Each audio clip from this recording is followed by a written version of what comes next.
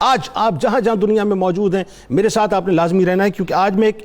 بڑا یوں سمجھ لیجیے ایک دھماکہ آپ کے سامنے پیش کرنے والا ہوں پوری پاکستانی قوم کے ساتھ سامنے، کہ جو شاید آپ کی سماعتیں سن نہ پائیں یا سن پائیں تو اس پہ یقین نہ کر پائیں۔ بات یہ ناظرین کہ آج بات ہوگی گھریلو تشدد، تدارک و تحفظ بل 2021 کے حوالے سے، جو تمام پاکستانیوں کے لیے اس وقت جہاں جہاں مجھے بیٹھ کے وہ سن رہے ہیں، ایک ریڈ الرٹ سے، ایک دھماکے سے ناظرین کم نہیں ہے۔ یہ پاکستان کے خاندانی نظام کے خلاف انتہائی بھیانک ترین سازش بھی ہے، جس کو قانون بنا کر ایک بم کی صورت میں ناظرین خاندانی نظام کی جڑوں میں رکھ دیا گیا ہے، جس کے نتائج اتنے بھیانک ہوں گے جس کا تصور کرنا محال ہے۔ ناظرین کرام، بات یہ ہے کہ میں ایک عام پاکستانی مسلمان باپ بھی ہوں۔ میں اس وقت کسی اینکر کی حیثیت سے آپ سے بات نہیں کر رہا، ایک عام پاکستانی باپ کی حیثیت سے بات کر رہا ہوں۔ میں ایک عام پاکستانی مسلمان شوہر بھی ہوں ناظرین، جو پاکستان کے خاندانی نظام کو، والدین اور اولادوں کے تعلق کو اور میاں بیوی کے رشتے کو صرف اور صرف قرآن و سنت کی روشنی میں دیکھنا پسند کرتا ہے۔ میں اس اسلامی جمہوریہ پاکستان کا شہری ہوں جہاں اولادوں کے نام کے آگے الحمدللہ آج بھی ان کی ولدیت لگی ہوتی ہے۔ میں اس مغرب کا شہری نہیں ہوں جہاں اکثر انسانی وجود ولدیت تلاش کرتے پھرتے ہیں۔ ناظرین کرام، یہ بل جس کے بارے میں بات میں کرنے جا رہا ہوں، یہ بل 19 اپریل 2021 کو قومی اسمبلی اور 21 جون 2021 کو پاکستان کی سینٹ میں انتہائی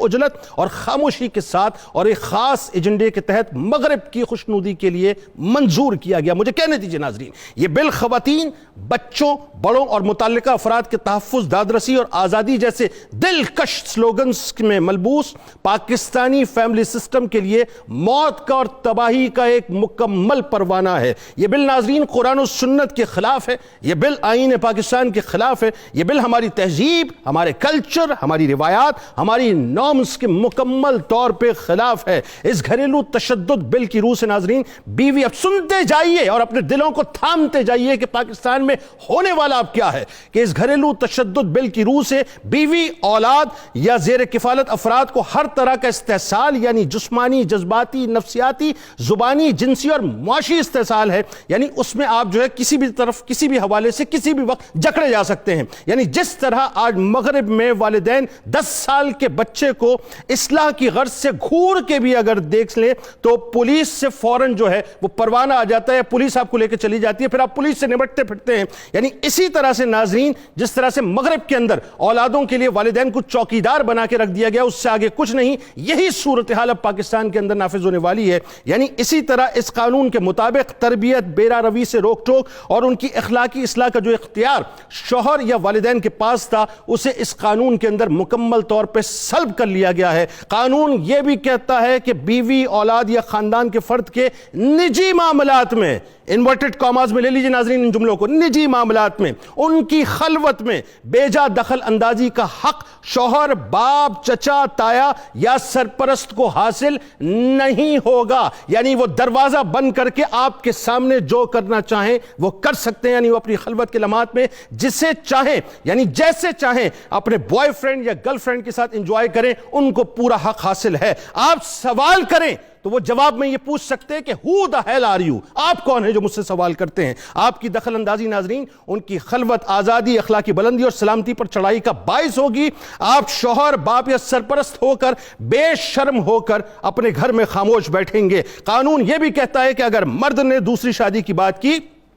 تو وہ دراصل دھمکی تصور ہوگا، یعنی وہ بدکاری کرے کوئی ایشو نہیں ہے، کوئی سوال اس سے نہیں ہوگا، لیکن اگر وہ دوسری شادی کی بات کرے گا تو دھمکی تصور ہوگا۔ بلکہ مرد اپنی زبانیں مکمل طور پہ اب سی لیں، کیونکہ قانون یہ کہتا ہے کہ میاں بیوی کے رشتے میں اب مذاق بھی بے عزتی تصور ہوگا اور باپ کا مذاق بچوں کی توہین یا تضییق سمجھی جائے گی۔ اگر اولاد یا بیوی نے کہا کہ میری نگرانی یہ تعاقب کیا جا رہا ہے تو اس پہ بھی اس کی سرزنش ہوگی، قانون متحرک ہوگا۔ نجی زندگی، آزادی اور سیکیورٹی کو شوہر یا والدین سے خطرہ تصور کیا جائے گا، یہاں تک تباہی ہے ناظرین، یہاں تک تباہی ہے کہ اگر کوئی مخبر اطلاع دے دے کہ فلاں گھر میں شوہر بیوی کے ساتھ یا باپ بچوں کے ساتھ زیادتی کر رہا ہے دشمنی میں یا اپنے کسی ذاتی مقصد کے تحت، تو اس پر بھی ایکشن ہوگا۔ اور ایکشن کا معاملہ کیا ہے ناظرین کہ تعزیریں لگیں گی، سزائیں دی جائیں گی، یہاں تک ہے کہ 3 سال کی قید بھی ہو سکتی ہے، 1 لاکھ روپے جرمانہ، اور اس سے آگے کی بھی بات ہو سکتی ہے۔ معاملہ یہ ناظرین کہ جب جو چاہے جس وقت چاہے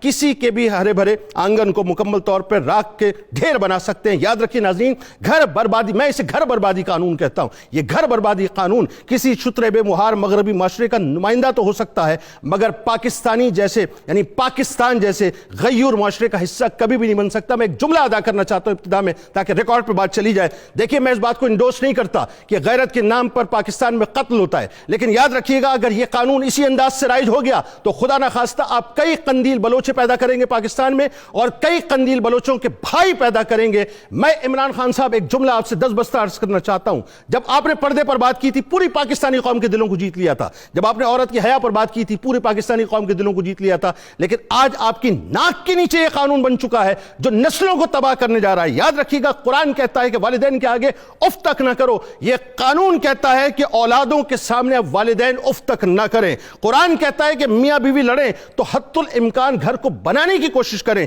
یہ قانون کہتا ہے کہ بس گھر کو تباہ کریں اور تباہ کریں۔ یہ دراصل مغرب کا ایجنڈا ہے جو پاکستان کے اندر اب اس بل کی صورت میں رائج کیا گیا ہے۔ اسلامی نظریاتی کونسل اٹھے، علماء اٹھیں، تمام اینکرز اٹھیں۔ ہم بجٹ کے اندر تقریریں تو بہت کرتے رہے صاحب بجٹ کے موقع پہ اور کاپیاں پھاڑتے رہے، آئیے ذرا آپ دیکھیں پاکستانی معاشرے کے پرخچے کیے جا رہے ہیں، پاکستانی معاشرے کی فیبریکیشن کو پھاڑا جا رہا ہے۔ اب اس پر ہمیں آواز اٹھانی ہوگی۔